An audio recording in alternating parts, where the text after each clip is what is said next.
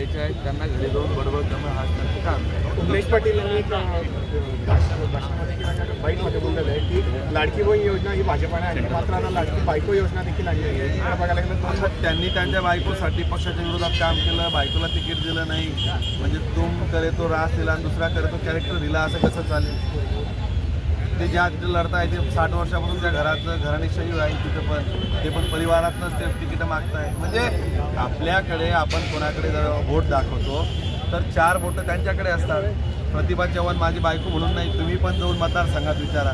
असं कुठलं घर नसेल, गल्ली नसेल, मोहल्ला नसेल, परिसर नसेल, भाग नसेल, गाव नसेल की जिथं तिथे पोचती नाही, काम पोचतं नाही, रात्रंदिवस ती लोकांमध्ये राहते. आता ती माझी बायको आहे म्हणून तिच्यावर अन्याय करण्यापेक्षा मेरिट पण तपासा.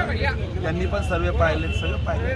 संजय भाऊंच्या विषयावर बी तसंच झालेलं आहे. स्वतः मुख्यमंत्र्यांनी त्याची स्वतः सांगितलेलं आहे. त्याच्यामुळे त्या मुद्द्याला मला असं वाटतं की त्यांच्या मनातली खदखद आहे, त्यांच्या मनात जे घडलं नाही काही लोकांसोबत घडत आहे, लोकांमध्ये राहत आहे, ते घडताना दिसतंय. त्याच्यामध्ये स्वाभाविक संजय भाऊंवर, माझ्यावर, गिरीश भाऊन बोलणार आहे. असं देखील बोलतो त्यांना एकच सांगा किती माणसं निवडून आणतात ते पहा. त्यांचे उभाटाचे 1-2 लोक तर निवडून येऊ द्या, मग बोलू आपण. चॅलेंज अरे बाबा, चॅलेंज त्यांची परिस्थिती अशी आहे, त्यांनी उभाटावर उभे केलेले उमेदवार 2-3 त्यांचे उभाटाचे जे लोक आहेत ते 2-3 उमेदवार निवडून आणले तर मी समजेल की उमेश पाटील एकदम जोरात माणूस आहे. 2-3 उमेदवार फक्त, ते 1-2 लोक आहे त्यांचं स्वतःचं मेरिट आहे. बाकी यांनी दिलेले जे उभाटाचे उमेदवार आहेत निवडून आणल्यावर आपण 3 तारखेला 3 वाजेपर्यंत सगळे निकाल स्पष्ट होतील.